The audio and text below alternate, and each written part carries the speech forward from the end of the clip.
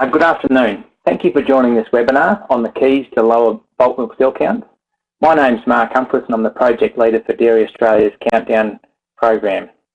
This is the third webinar run this financial year, and it's good to see a few familiar names logging in to be part of this webinar. I do hope our colleagues in Queensland are coping with the conditions being thrown at them.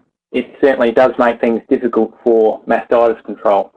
But today I'm speaking with you from Newry in Gippsland, and I'll welcome Shane Lyons. He's a veterinarian from Colac Vet Clinic over in the west of Victoria. Welcome, Shane. Thanks, Mark. Just a reminder to those that are unfamiliar with how these webinars work, if you do lose a connection, the link to this webinar will be sent to you by the end of the week, and when it's also put up on the Dairy Australia website. And with questions, either Shane or myself will keep a check of the questions and either answer them at the end of a slide or write back to you to say that we'll handle the questions at the end. So just looking at some of the objectives for today's webinar, really we want to get to a position where we understand there's a clear process to effectively manage your bulk milk cell counts, to understand the importance of keeping and using records to manage your bulk milk cell counts. And as we've done in the past with these webinars, it's always really good to understand who's dialed in. And if we could just move to a short poll, there'll be a number of these, probably I think 3 throughout the presentation. If we could just bring up the poll, and if you could respond by clicking on one of those responses, just to understand where you're coming from in terms of the business that you work in.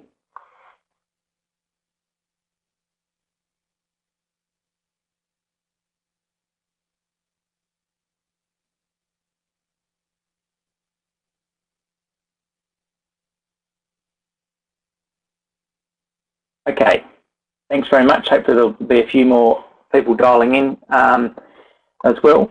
But I'd like to introduce Shane Lyons. He's an experienced veterinarian from the west of Victoria, which I've said before.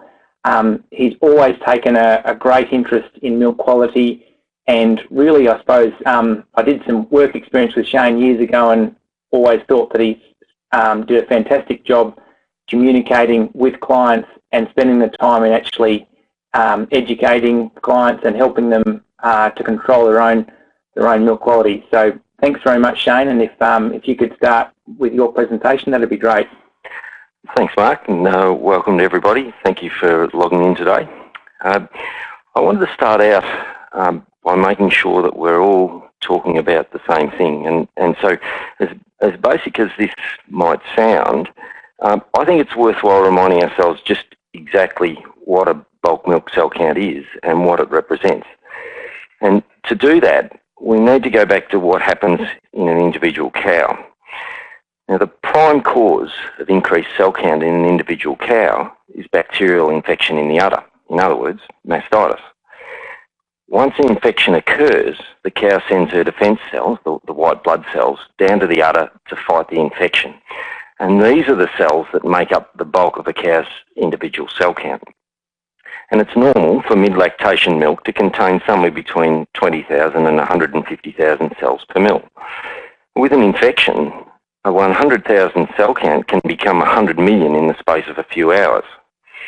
So individual cow cell counts measure the level of mastitis in the individual cow. The bulk milk cell count is a combination of the individual cell counts of all the cows in the herd. So the bulk milk cell count measures the level of mastitis in the whole herd. And it follows that when bulk milk cell count increases when mastitis levels increase. Now, this can be due to missed clinical cases, or it can be due to subclinical cases of mastitis. There's a rough rule of thumb that we can use to estimate the number of infected cows in the herd using bulk milk cell count. Now, some of you may have heard of this before. It is just a rough rule of thumb, but if we take the bulk milk cell count and we remove the last 4 zeros, this gives us the percentage of the herd infected with mastitis. So, for example, if your bulk milk cell count is 400,000, Removing those last 4 zeros leaves us with 40. So approximately 40% of this herd is infected with mastitis. Interestingly, this rule of thumb's been looked at by the Kiwis more recently, where they've concluded that that works pretty well for farms with a bulk milk cell count over 300,000.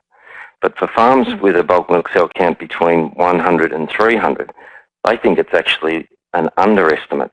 They think that the number of infected cows in these herds might be up to 1.5 times higher than the rule of thumb estimates. In other words, with 100,000 cell count, it's likely to be 10 to 15% of the herd infected with mastitis. I mean, many people find those numbers quite confronting, and they are really. The main point I want to make here is that the bulk milk cell count is a measure of the level of mastitis in a herd. So now that we're all on the same page as to what bulk milk cell count actually represents, what I'd like to do now is get to discussing the topic of managing bulk milk cell count.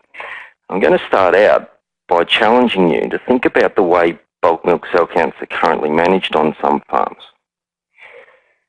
The slide on your screens now is part of a page from a typical printout of herd test results. It's often one of the first pages people turn to. It's the one with the list of high flyers or millionaires. And at the bottom of the page, it says, excluding cows with an individual cell count of more than 1 million would make your average 199. Excluding cows with an individual cell count of more than 750 would make your average 178,000. Now, if, like some people, that's what you do, you remove some or all of those cows from the vat in one way or another, whether that be test bucket or culling or putting them in a separate herd. And in fact, what you're doing is managing your bulk milk cell count. It's also true that by removing some of those cows and milking them separately, you may be reducing the spread of mastitis from those cows to clean cows. But the question I would ask is, are you really getting to the core of your underlying mastitis problem? Because to me, there's a really distinct difference between managing your bulk milk cell count and managing mastitis in your herd. In my experience, and I'm quite sure Mark would agree, I found that where people try to just manage their bulk milk cell count without addressing the underlying mastitis problem, it doesn't work very well. It's really just a short-term band-aid approach that works until the next batch of millionaires come along, as they inevitably do. Managing mastitis, on the other hand, looks to get to the core of the underlying mastitis problem. It involves using the principles of best management and best milking practice to minimise ongoing infection in a sustainable way, so that we're not managing bulk milk cell count at all. What we're doing is managing mastitis, and the good bulk milk cell count is the natural outcome of doing that process well. And that's going to be the focus of our discussion today. So that really the first take-home message of this webinar is that in order to manage our bulk milk cell count sustainably, we need to manage mastitis in our herds, not the other way around. And that leads us to the question, all right, then what's a good bulk milk cell count? How do we know we're doing a good job at managing the underlying mastitis in our herds? When you ask some dairy farmers that question, the first answer that usually pops up is, well, anything below the premium threshold for the factory they supply, often somewhere around 250,000. Hopefully we can show you that perhaps aiming for just below 250,000 is not so good after all, and actually there are significant benefits in aiming for a lower figure. This is where I like to introduce the notion of annual average bulk milk cell count. Annual average bulk milk cell count is the average bulk milk cell count for every pickup in a calendar year. On your screens now is a set of national results for the annual average bulk milk cell count for 2013. And these are figures for the national figures for 2013. You can see there's a fair distribution of results there. We've got a large number of farms averaging under 250,000, 66% of them in fact. But there's still quite a few farms between 250 and 400,000, and a number of farms, 5.2%, over 400,000 for their annual average cell count. So there's still a fair bit of room for improvement across the industry. And I don't want you to think that that room for improvement is only on those farms that are over 250,000, because even for those farms under 250,000, there is still quite a bit of room for improvement. And to demonstrate that, what I'd like to show you now is a case study from a farm in southwestern Victoria. And from this case study, I hope you can see that to successfully be paid for premium band every month, the bulk milk cell count aim needs to be 150,000 or lower. So the farm we're talking about is a 700 cow farm. They calve once a year starting in May. And prior to 2012, the factory they supply had a premium band of less than 300,000. So at this point, they probably didn't have a huge motivation to reduce their bulk milk cell count. These are the figures from 2010 to 2011. You can see here they had an average annual bulk milk cell count of 260,000, and yet they actually spent 6 months over 250,000. Now in 2011, 2012, things had deteriorated a bit, and the average annual bulk milk cell count is 295,000, and they spent the full 12 months over 250,000. And this is when they started to get a bit serious about it. 2012-13, they dropped their annual average to 160,000. Most people would be pretty happy with that. Yet they still had 1 month over 250,000 in May when they were calving. Last year, an annual average of 102,000 without a single month over 250,000.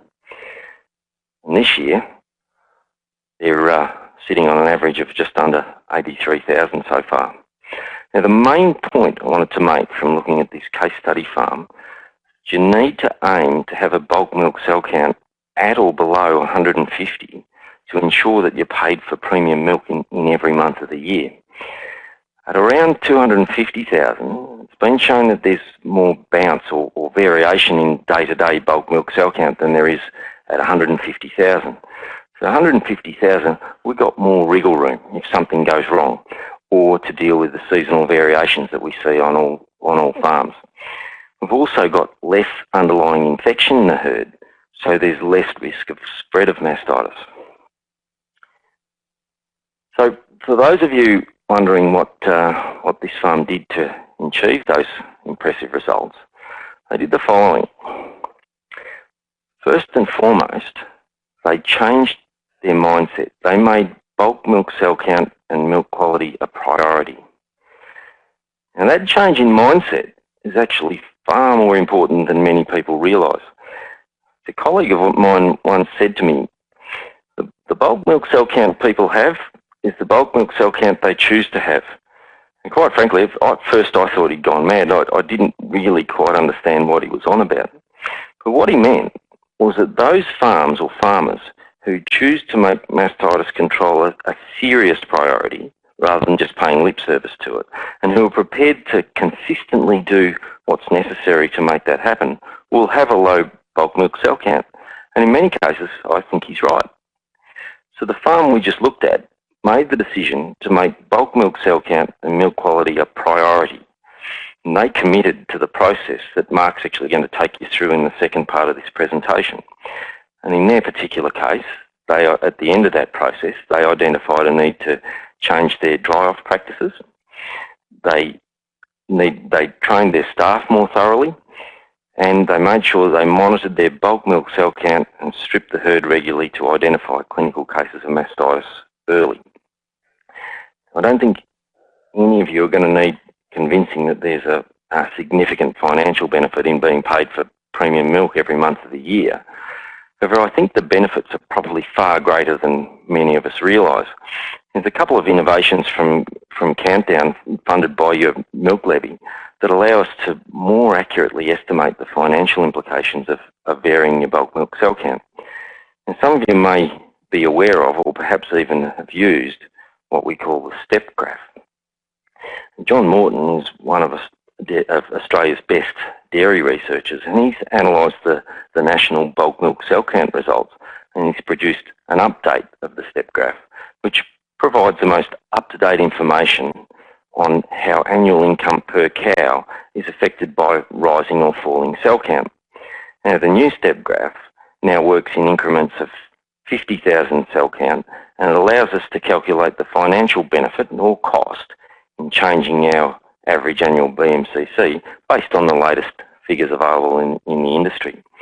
So, for example, if we take the case study farm that we've just looked at, the financial benefit for them from moving from an average bulk milk cell count of 300,000 at this point here to an average under 100,000 is initially $63 per cow for moving from 300 to 250, plus another $56 a cow from moving from 250 to 200.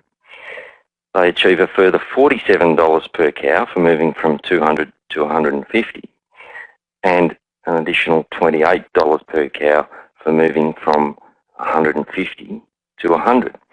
So if my maths is correct, that's a total of $194 per cow, and you multiply that by 700 cows and you want to be sitting down, because the bottom line is $135,800 every year for that farm for having moved from 300,000 to under 100,000. Now those benefits, or that increased income per cow, is calculated after taking into account things like improved milk production, because more milk's produced from healthy udders. And for every 50,000 increase in bulk milk cell count, there's a 1% decrease in milk solid production. So that's pretty significant. Of course, there's the increase in quality premiums. He's allowed for the increase in feed costs associated with that increase in milk production. And of course, there's a decreased new infection rates because we've got decreased infection pressure in those herds. What the step graph can't take into account are the costs associated with decreasing that bulk milk cell count, because of course there are going to be some expenses, things like staff training or milking plant alterations, or any extra time spent in the dairy, changes to drying off processes, etc. But you can compare these costs to the increase in income that results from moving to a lower BMCC level. And in my experience, I think you'll make very few better returning investments in your business. Now, you can use the step graph yourself, or you can do what I do and make this calculation really quickly and easily on the Countdown Mastitis app for smartphones or tablets. It's one of the more recent innovations from Countdown, and it's well worth your while having a look at if you haven't already. Other than having a fantastic array of really useful information for managing mastitis in your herd, one of the great little features on the app is the bulk milk cell count calculator, which is basically a quick and easy form of the step graph. It takes about 10 seconds to use. And Michelle, if you wouldn't mind queuing up that video for us, we'll just show you a short video of how easy it is to use.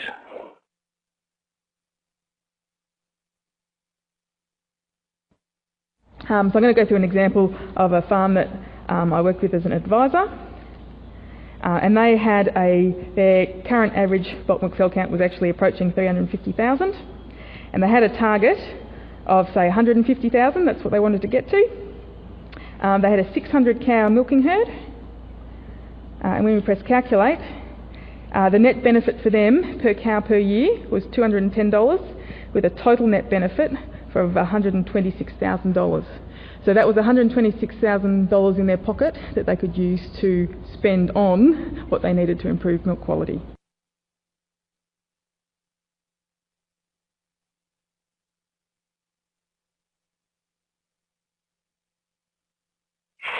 It's a fantastic little gadget, and I actually use it all the time in my own work, and I use it to demonstrate to my clients that the benefits of good mastitis management to reduce their bulk milk cell count. In fact, the app's currently undergoing an upgrade, so soon there'll be even more added features. So I'd urge you all to keep an eye out for that. Now, I can't speak for other people, but personally, I find the magnitude of those potential financial gains quite shocking. It's probably more shocking still and somewhat painful if we think about those amounts as financial losses if your bulk milk cell count is high. And when you think about it, that's exactly what they are. They're very significant financial losses. In addition to those directly measurable financial benefits of reducing your bulk milk cell count, there are quite a few fringe benefits that are well worth discussing too.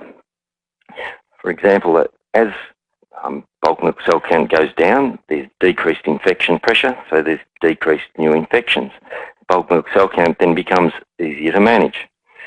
You're also going to see less clinical cases, so we're going to have less hassles in the dairy insofar as that's concerned.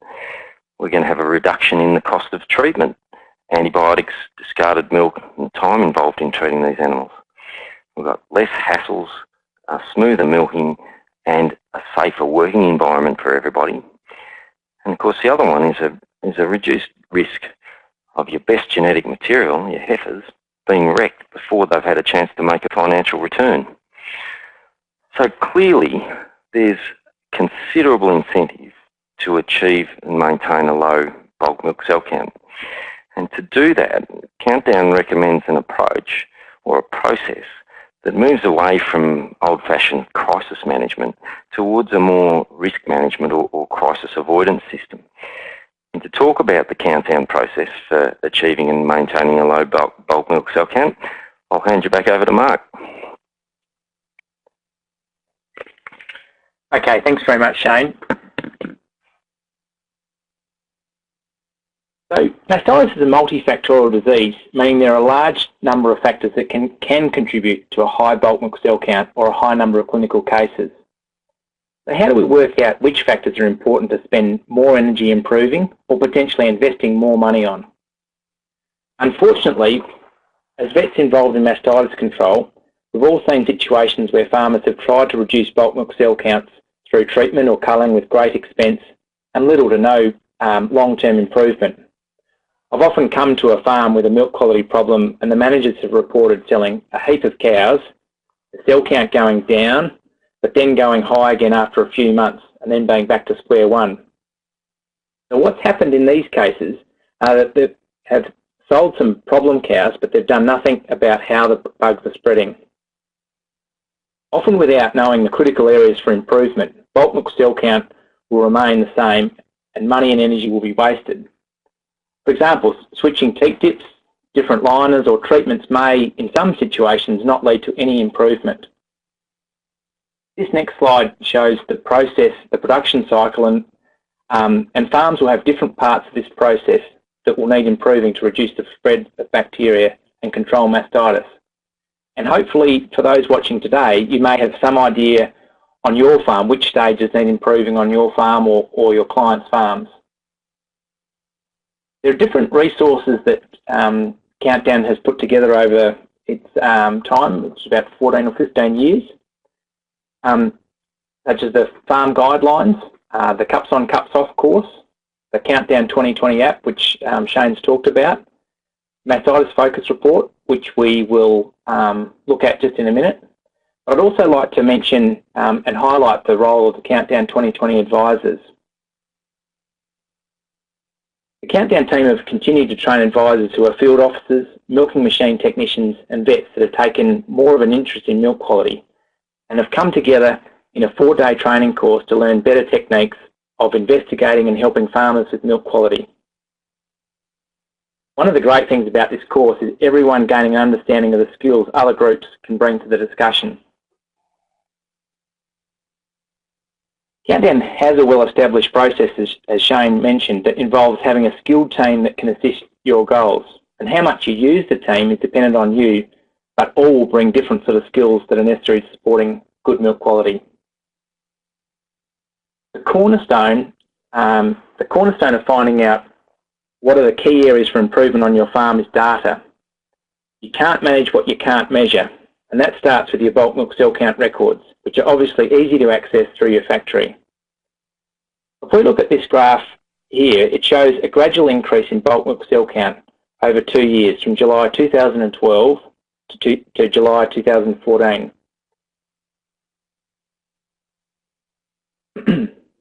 And with most companies, if I can just use a pointer here, with most companies, the premium is at 250,000. So you can see for a large percentage of this time, the bulk milk cell count's been above this level. So a graph like this tells us that a high rate of spread of mastitis has been going on for some time, not just since the start of 2014.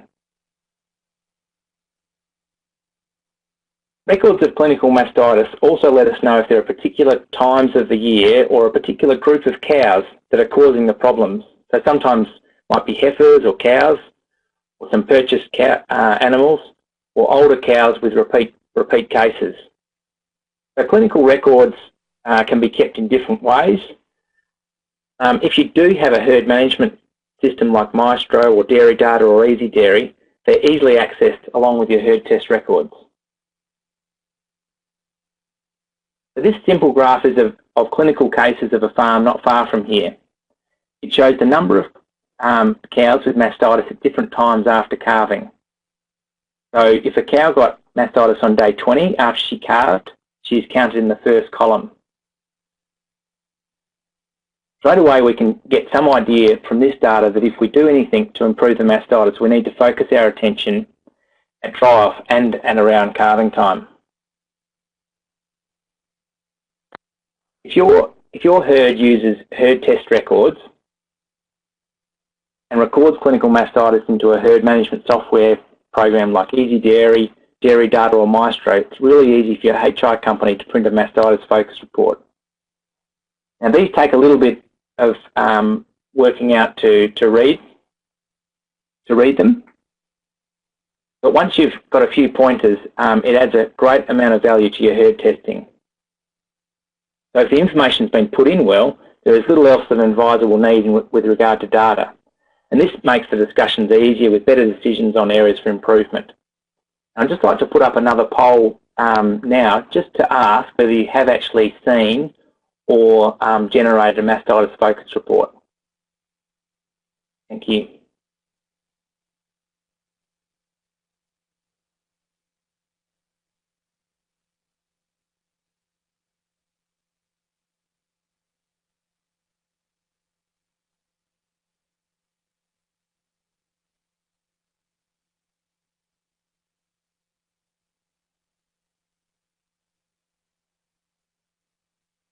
Okay, thanks for those responses. It doesn't surprise me that there is a lot that haven't seen a mastitis focus report, and that's currently an action that we need to help in terms of both generating but also understanding and using these reports better. So we could just go back to the presentation, and I'll just go forward. So this was actually developed to make monitoring a lot easier and highlight to farmers and advisors areas to focus on. These are designed to be run regularly after herd tests, or at least a couple of times per year, that provides a lot more information that can be gleaned from the herd test report. So this shows the top line of the mastitis focus report, looking at herd performance and clinical case rate, but also the new infection rate, which actually incorporates both clinical and subclinical information. This shows another report looking in more detail as to when the cases of mastitis occurred at calving, and this is actually classified as the first 14 days after calving. The spread of infection on the second page gives you an average rate of cows that have become infected in between herd tests, and that is cows that have moved from below 250,000 to above 250,000, and provides a really accurate record of how well a farm is controlling the spread of mastitis. So the arrow shows values of this new infection rate going up markedly in November. And for us, we know that if we see the spread of infection going up and nothing is done to correct the spread, the clinical cases of mastitis will follow. So this report costs nothing if you're herd testing, and you get a lot more value from your herd test. And it's one of the best early warning systems that I know of that there is mastitis coming. Finding out which bacteria is causing mastitis provides you and us with information about where the mastitis is spreading. You cannot tell what bacteria is present by looking at the milk or the cow. What you see when you get a cow with mastitis is just how that individual cow is reacting to the bacteria. So some will react very strongly with a large reaction in the udder, with lots of clots or watery milk, and others will not react as much and have few specks in the milk. So which cows should you sample? Well, really it's just trying to identify the problem and the problem cows. So if you've got lots of clinical cases of mastitis, you need to culture those cows when they first get a case of mastitis. If you mainly just have a high bulk milk cell count without lots of clinicals, you'll need to find those high cell count cows or those that have recently increased above 250,000. And mostly this is done by having herd test figures, but you can actually find these girls with a paddle test. And just to mention, we'll soon be releasing some short videos on clinical mastitis and rapid mastitis tests and the drying off process, and hopefully they'll be well publicised and be free to everyone to use for training or just going through with staff.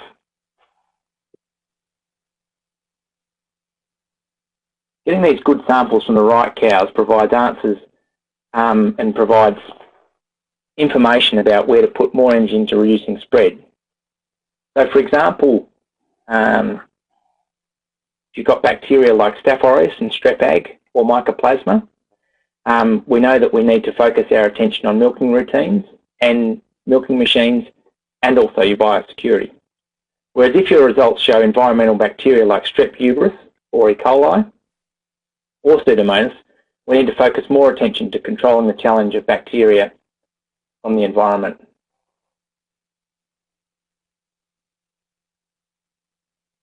Now, a PCR is a type of molecular test, which in this case can be applied to milk. And the test will identify DNA regardless of whether it's from live or dead organism. This test can be applied to a variety of samples. Individual cows taken very cleanly and aseptically, pooled cows, or bulk milk from the vat. Your vet or factory field officer can request a PCR major 4 on the bulk milk sample taken at any normal pickup. But this will only test the cows contributing milk to that vat, not the cows under treatment.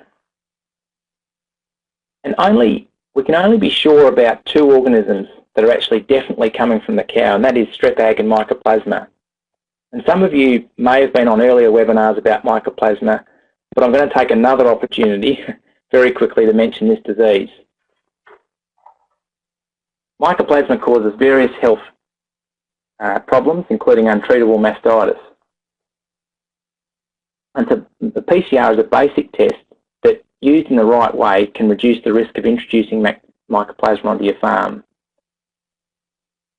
So the days of not doing any tests on cows prior to buying them are over, in my opinion. And I had a meeting the other day discussing Mycoplasma research in Australia, and one of the farmers that have been recently affected said, we just really need to get this message across that this disease costs a lot of money when it gets in. So for many farms that have had this disease, it's cost well in excess of $100,000 when it's come into the herd. So please seek some advice before you go buying more cows. We really do need to look out and take these simple tests and use them. Michelle, if we could just have another poll with regard to the PCR, just to see if people have used the PCR test.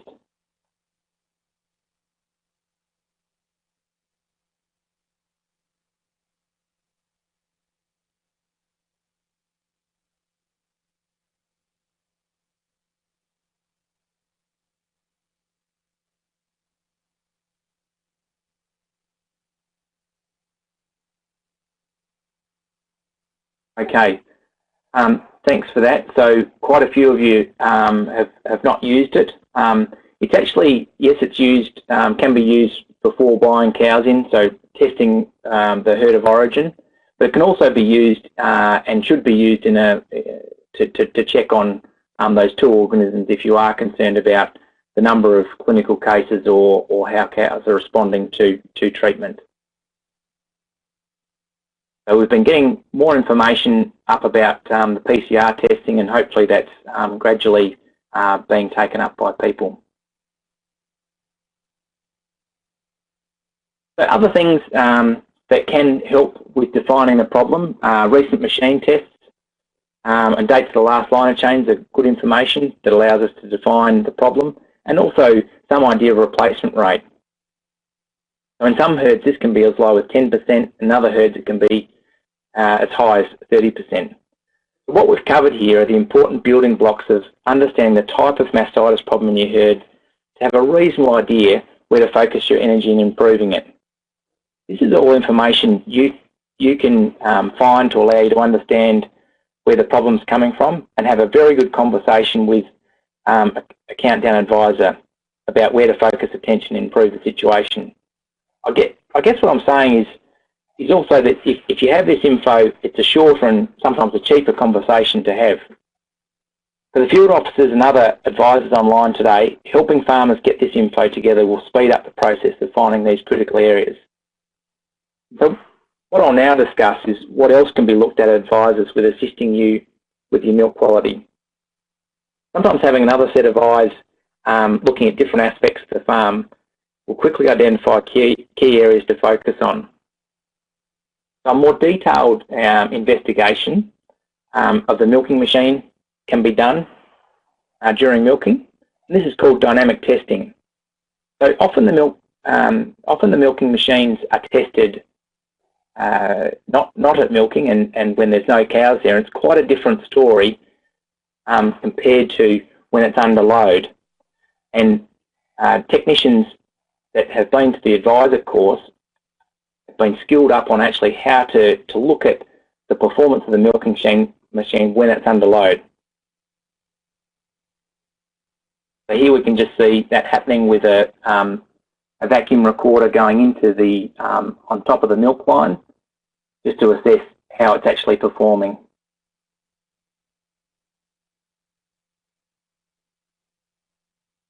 Countdown advisors will also take opportunities to look at teat end health, which is critical in how quickly mastitis can spread, leading to a high cell count or more mastitis.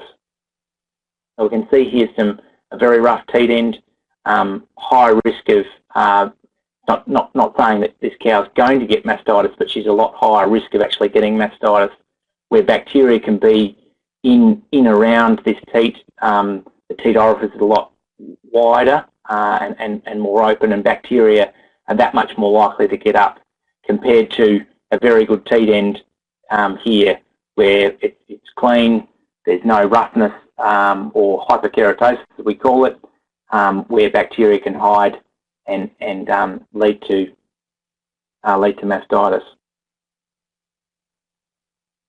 Other things we look at, just other routines such as cups on, cups off, how people detect, mark, record and treat clinical cases, how they keep them separate from other cows.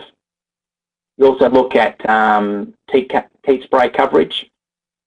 You see here just an example of poorer teat spray coverage, where there's, again, it's not to say that this cow is going to get mastitis, there's just a higher risk of spread if we don't get this post-milking teat disinfection on the front of the teats and the whole surface of the teats.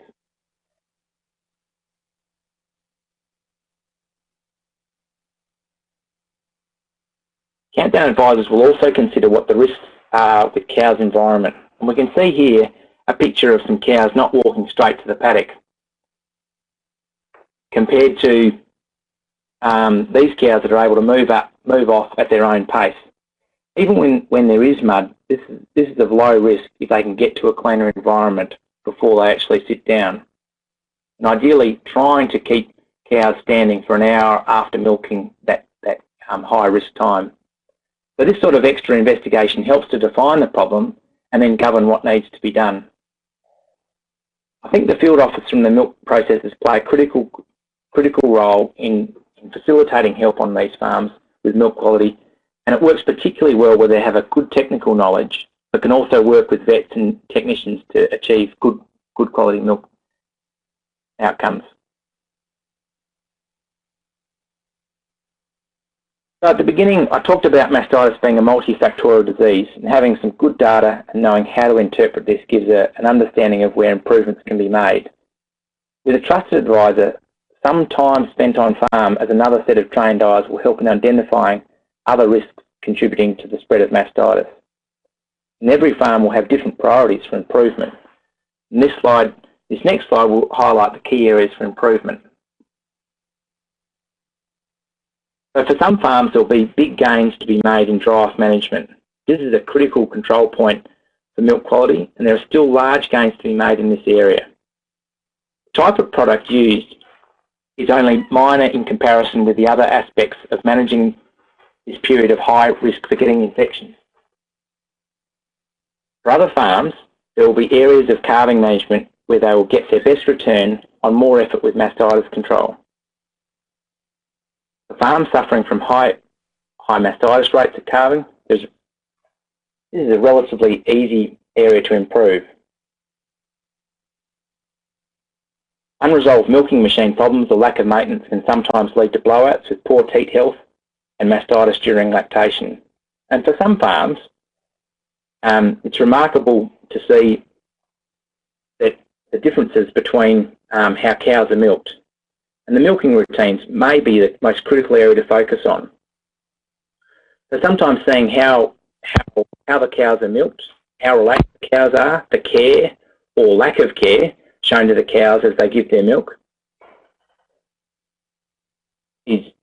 can be the main areas to focus on. And the Cups On, Cups Off course has now been rolled out right across the country with skilled trainers delivering this course. Both Shane and myself have run many countdown Cups On, Cups Off courses or COCO courses. And maybe if, Shane, I could ask you to comment on where you see the value of these courses, that'd be great. Mark, I love Cups On, Cups Off. I start my 15th one next month, so certainly have done quite a few of them, and basically it's addressing best practice in the milking process, and the feedback I get from the people who are involved in it is overwhelmingly positive, and not only is the feedback positive, but the results we're able to get on farms. I couldn't tell you how many times I've had people come up to me in the street or at the footy saying, "Oh, I love that course you did, our cell count's down to whatever," and they're always very keen to tell me about what great results they've got from the Cups On, Cups Off course.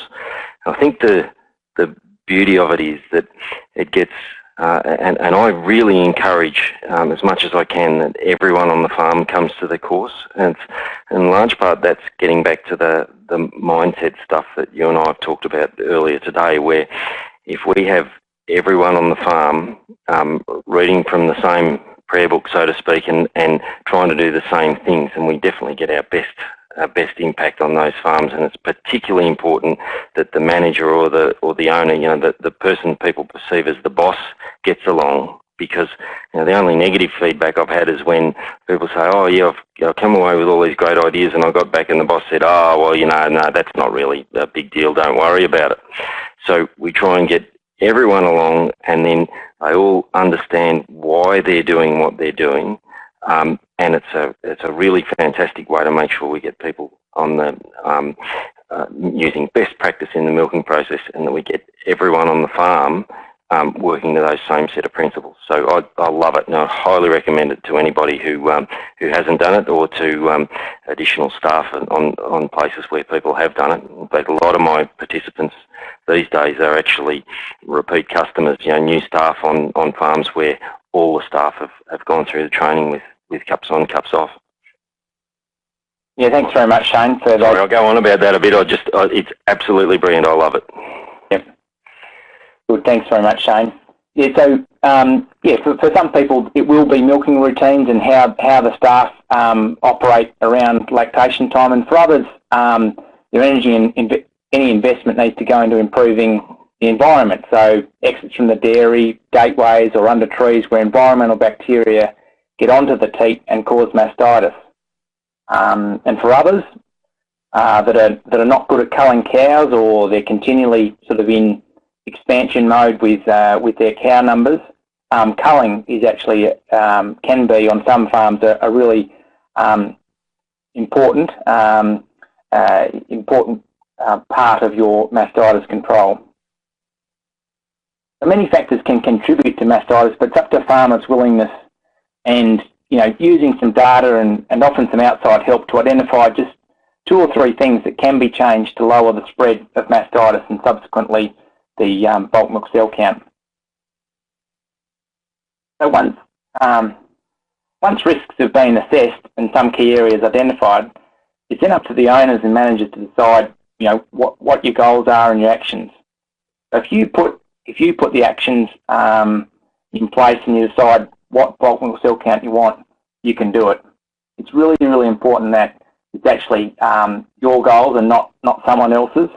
And at the end of the day, you're doing small improvements over time and building the culture in having that milk quality as a priority is hopefully can help you along the way.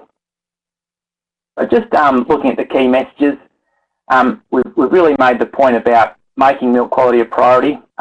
We have highlighted some resources that can be used, including those countdown advisors and the app, and hopefully working towards getting a mastitis focus report, getting the information into those farm management software systems so that it's really easy to have quick conversations with advisors and your field officers about what sort of the next step for improvement. And hopefully you've understood the process because it's such a wide area and a multifactorial disease. Really, a process of understanding what are the top priorities, and hopefully we've both made the point that records do form the cornerstone of understanding where the problems arise. So with that, I'll open it up for questions. We've got any questions here? Mark, we have got one from Natasha from earlier on regarding our case study farm. Do you have any data on the costs that were involved in that reduction in bulk milk cell count that they got on that farm? No, I don't, Tash. That would be really good information. From knowing the farm and the advisor, I think they were fairly small changes and really, as Shane said, just really focused around some staff training, a little bit of a change in how they went about drying off, but that would be really good information to have. But I don't have it. Sorry, Tash. Yeah.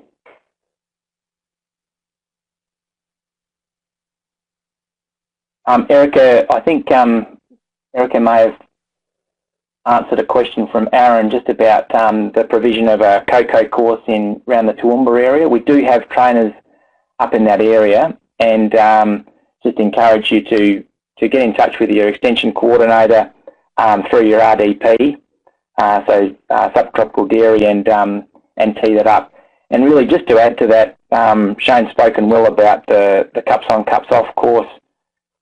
Just being able to have common expectations around how we go about milking cows, how we expect people to behave and cut down risk. We don't really need, in terms of getting a group together, Aaron, you really only need about 10 or 12 people, and you can get some great discussion going. And hopefully, if there's not other interest, hopefully it won't take long for the extension coordinator or someone from subtropical dairy just to organise a bit more, a few more numbers, and to put that course on. So thanks very much for your interest. Yeah.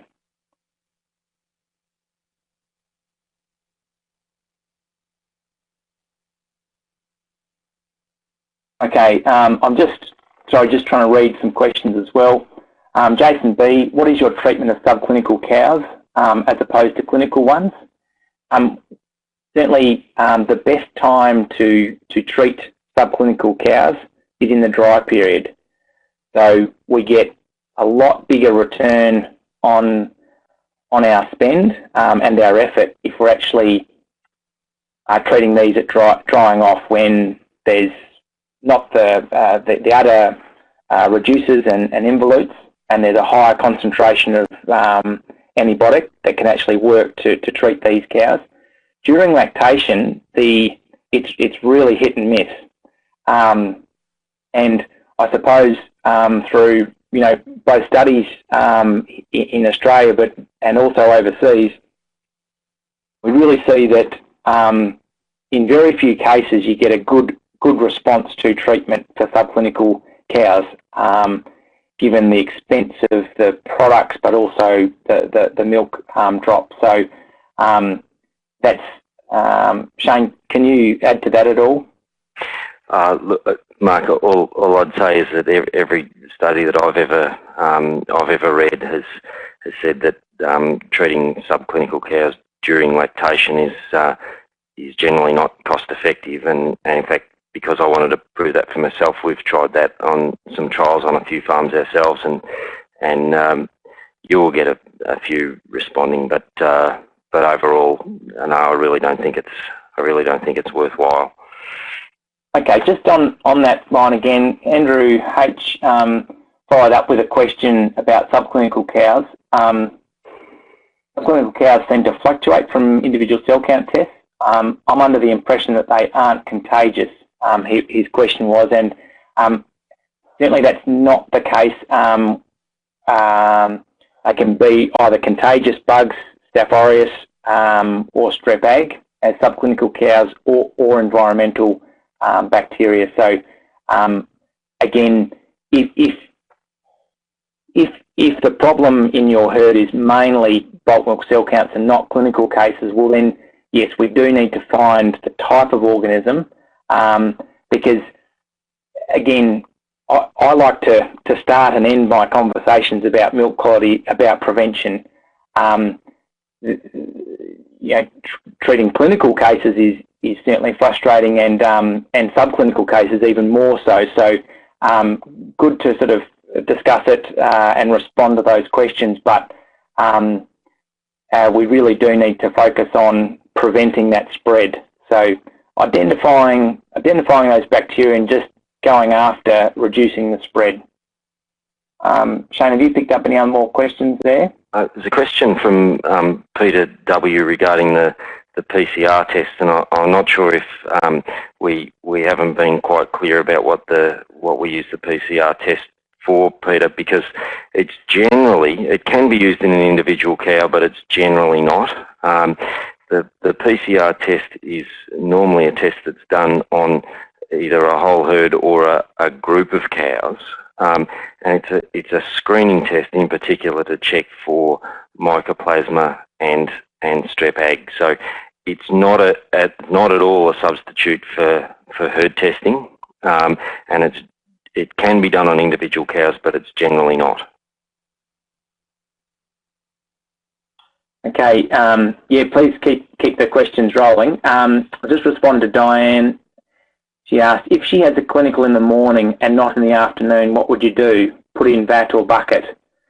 Good question. I would probably just, you obviously stripped her in the afternoon, and if there's no other clinical signs, so there's no swelling or redness or heat, and no clots or watery milk, you should be able to just put that straight into the vat. But I suppose another step that some people do is to give themselves a bit more information is to use a rapid mastitis test.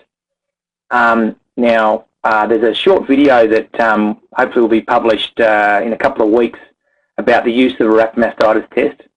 Key thing with a rapid mastitis test is just a tool to look cow side, to look at subclinical mastitis, and it's not as a trigger for treating, but it's a trigger. It's just more information to know what's happening with that cow. So without those clinical signs, Diane, that cow can be milked into the vat, and certainly probably the main action is really to mark her, maybe with a cross on the back of her udder, with what quarter. It might be an orange or a green dot, whatever system you have, to make sure that other milkers are actually really following up over the next few days just to see whether she does break down with clinical mastitis. I think we do certainly find on some farms that people get a bit trigger happy and treat these kind of cows, and we've more and more information coming out. We need to be sure that cow does need treatment, because and ensure that they have the clinical signs before treatment, because otherwise you'll be wasting treatments and milk. Yeah.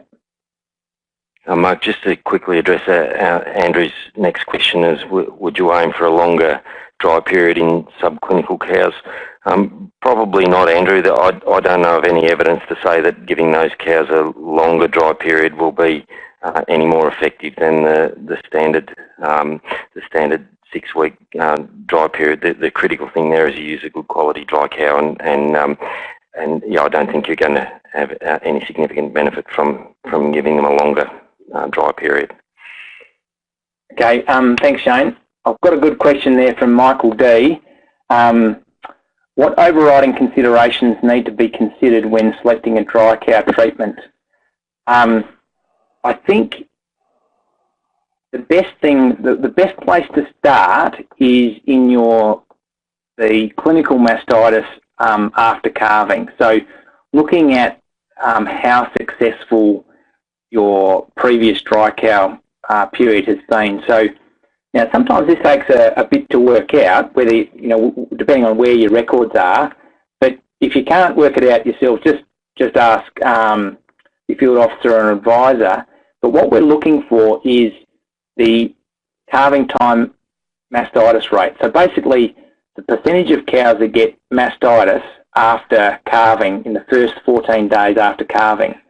Now, if this figure's below 5%, I'd probably say that you don't do too much in terms of changing what you're doing with your drying off procedure. If it's above 5%, well, yep, then we go back to actually what are some of the changes and improvements we can make to dry cow therapy.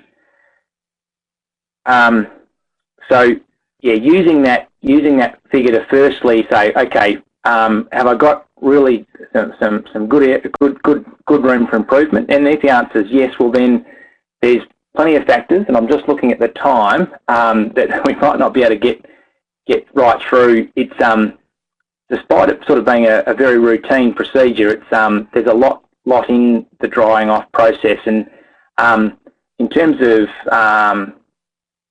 the key considerations, one is how accurately do you know when the cows are going to calve, and so this revolves around pregnancy diagnosis and pregnancy testing early, so that you've got a higher chance of knowing exactly when that cow calves. Giving that cow 7 to 8 weeks, and other aspects. So we've talked about the importance of pregnancy testing, but also really whether an internal teat sealant with an antibiotic can be used and should be used. So really, just a couple of things there, given the time frame. Shane, can you add anything to that?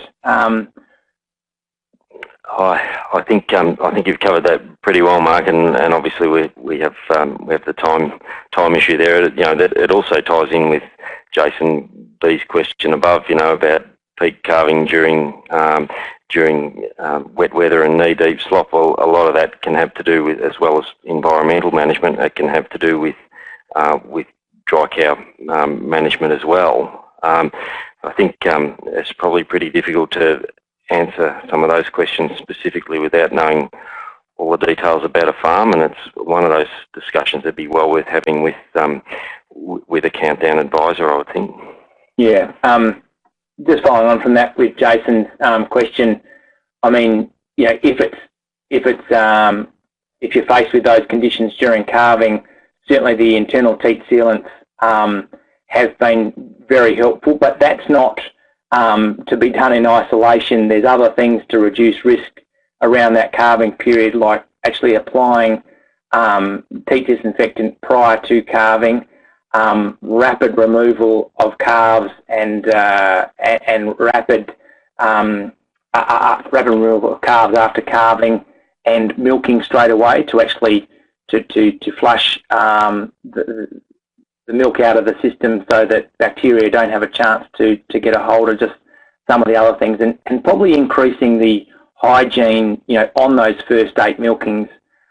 If anything, if you're going to spend more time on looking after cows in terms of preparing their udders, it should be done in those first 8 milkings. So sometimes washing and drying at least in those first 8 milkings to reduce the risk. Yeah. I'd say we've also got a really good question from Brian, Mark, regarding success rates at treating clinical mastitis, and it's something that you and I probably hear quite regularly in our work. People concerned about their success rate at treating clinical mastitis, which is why we spend so much time talking about preventing mastitis, because the fact is that treating it is difficult. One of the keys that I find to answer your question in the short term, Brian, there's nothing especially new around, but one of the critical things with some of the bacteria we're dealing with is making sure they don't get a hold in the udder, and so identifying clinical cases as early as possible, and even though we don't want to be trigger happy, it's treating them as early as possible in the process can make a difference to treatment occasionally, but I'd say only on advice from your vet. You may need to treat cows for longer than usual, but and the third thing, just from your question there, Brian, is because the individual cow cell count is measuring by and large the white blood cells in the udder. The white blood cells don't necessarily disappear immediately. The bacteria have been killed. They've got a mopping up job to do afterwards, and so it's probably not realistic to expect a cell count to return to under 200 in the space of a week or so. Those cows are going to have an increased cell count for quite a period of time after an infection, even if you have managed to successfully kill the bugs there. Anything else to add to that, Mark, or have I? I was just reading some other questions, but I did think, one thing we do see with some of these is really it's good to address how you actually going about treating these cows, and just the hygiene surrounding administration of the tubes, because on many farms there's some room for improvement there, because we can actually be introducing other bacteria that even if they're covered by the antibiotic, it's actually just an overwhelming sort of challenge to actually, if you're not scrubbing the end of the teat before putting the tube in, you're actually taking bacteria and taking it past that really good defence of the teat end.